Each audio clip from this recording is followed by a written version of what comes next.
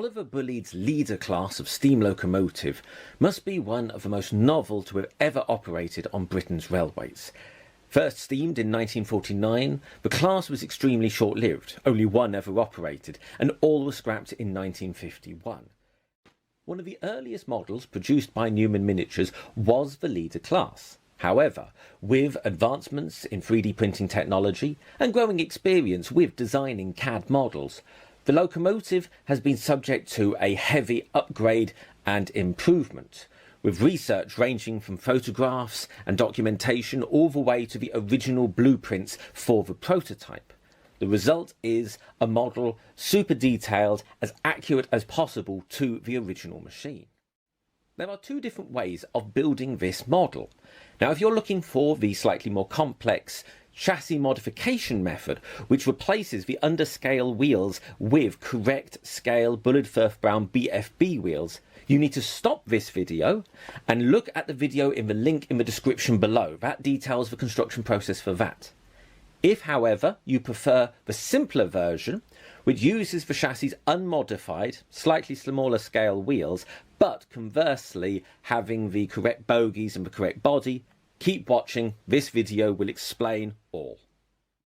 The first thing of the greatest importance is getting the correct components for the type of model that you're building. Now, certain elements, such as the chassis, need to be acquired separately. There are detailed lists on the sales page explaining all of those parts and everything needed to complete the model. However, the 3D printed parts themselves are specific to the method of construction you choose to do. So, if you want to build the simple version with unmodified chassis, as detailed in this video, you need to select the leader body, that's the same for both, but then you need the versions with simple in their name of the bogies, the cab ashpan, and also the bogie mount. Now, these parts are not interchangeable with the BFB versions for the chassis modification. This is also detailed on each of the sales pages to ensure that it's clear. So ultimately, caveat auditor, caveat lector, caveat emptor. You've been informed, so do be careful that you make the correct selection. The body shell itself requires just the usual work associated with 3D prints. So that's cleaning up the print, priming, painting, etc. Now, there is the option, if you want, to add the piece of pipework here that has locating holes already in place, although I would stress it's important to make sure that the underside is flush so it doesn't impede on the bogie. Purely speaking as a customer, the decals are from Railtech and I think look rather effective. There's a link in the description below. So we have two sides and the end plates. So here we have the main parts for the cab interiors and the central ashpan. Now, they're designed with slots which are specific to each individual one, so they can only fit in one way when looking at the body shell. So if I bring that in just as a comparison, you can clearly see the two there which match with the two on that side. There are various bits which can be done to these just to add a little bit more detail. So, for example, if I bring out the smoke box one, you'll see that there is an added reverser lever and similarly a smoke box dart. More important, however, is adding weight to these. So there is a recess in the back which has been filled with as much lead as possible. An equal amount has been added inside this one. When it comes to weight inside the central one, leave for the time being because we will be coming to that one towards the completion of the model. These are then ready to be painted. Avoid putting paint onto these areas because you don't want them to be impacted by any limitations with turning of the bogies. Turning to the chassis, to begin with, these need the motors removing. This is just a case of undoing the clips either side of the worm gear, and a central clip at the other end is just pulled away vertically. Then you just need to make sure the bogie side supports have the little lump taken off the top of them and a small shim of plastic attached on top. This makes the bogie level, as you can see here, with couplings, buffers and a little bit of weight attached. Seen from the side, you'll see how the bogie sides therefore sit quite flush with the wheels. Once painted, the bogie is ready for the motor to be attached.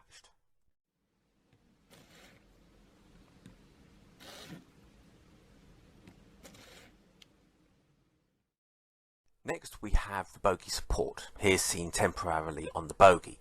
Note the pieces of lead add to each end to add additional weight. For assembly, glue the two cabs in, as you can see here, then turning everything upside down, slot the bogie supports in, as you can see, and then slot in the ash pan. Don't glue it in quite at this stage. You will want to do some tests, partially to make sure that the bogies don't foul the body side. If the gap is not large enough, you can put some shims of styrene between the bogie supports and the motor. Similarly, of course, making sure that the weight in the ash pan is correct. You want enough for good traction, however, you don't want to overstrain the bogie. And so testing at this stage is very useful before continuing to a more permanent assembly. With testing, you might find some slight sideways play of the bogies. So to counter that, you can add some strips, as you see here, of 1mm thick styrene. These are added centrally to the motor, that is between the wheel sets of the motor chassis, just to reduce that while still allowing them to turn on curves. Once you check the height of things, we then need to affix the bogies in place.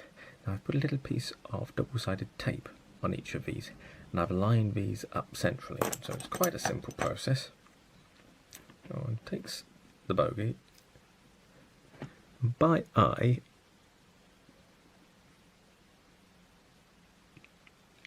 just line it up and a little bit of pressure. Don't want them to be affixed in too heavy duty, because otherwise you could be in trouble if you need to make any modifications later. Turning towards the end of the build, you'll notice on each buffer beam there are 3 holes. These are for the brake and steam heat pipes. Now, Leader had different arrangements at different points, so do look at your prototype for what livery and arrangement you want. I will note that the central hole, the one which is the highest up, that pipe actually trailed downwards and it can interfere with the coupling. So if you want that at just the front end, the hole is there. Conversely, the other 2 pipes go upwards, and therefore as long as they're lower than the height of the body, there's no impact with the operation of the engine. Once this is done, then one turns to the obligatory coaling, and at that stage the model is complete. And so we have it, Bullied's Leader in N-gauge, super detailed. This was of course an experimental locomotive though, and had various modifications throughout its short life. So regarding whichever livery you wish to paint it in, always look at prototype images to see about any changes. A single example, as originally built, which is how the model has been designed to replicate, the valve gear at each end actually had an oil bath cover. Those have been deliberately left off because they're easy to make with just a small piece of curved styrene, and instead give the full detail for those who want slightly later on with this original livery, and of course the subsequent liveries that the locomotive operated in. To close, I hope that this video has been of use in explaining the techniques for constructing this particular model. Leader was certainly an unusual engine, something interesting to add to any British Railways era fleet, and I hope that this has been of interest. Thank you for watching.